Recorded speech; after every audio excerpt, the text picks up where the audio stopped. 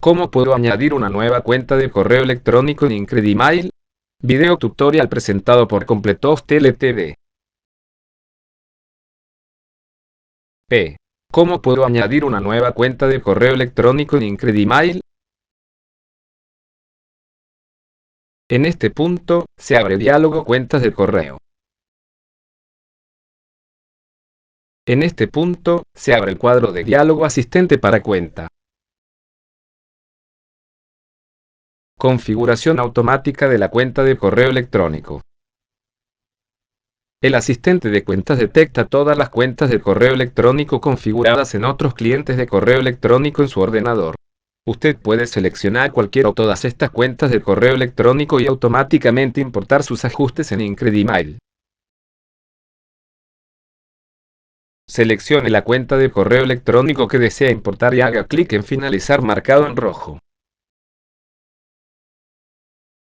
Haga clic en Aceptar para cerrar el diálogo Asistente de cuentas y usted puede comenzar a usar su cuenta de correo electrónico que acaba de configurar.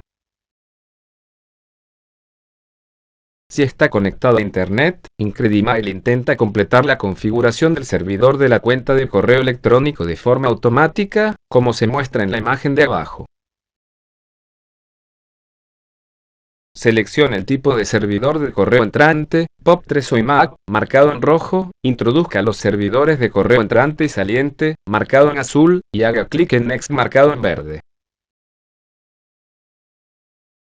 Nota: IncrediMail no admite la sincronización de carpetas IMAP en el momento, sin embargo, puede dejar copias de los mensajes en el servidor, de esta manera los mensajes entrantes se descargan a todas sus cuentas de correo electrónico y las computadoras.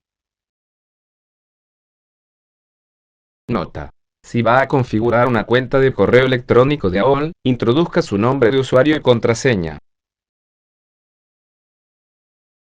Fin del video tutorial.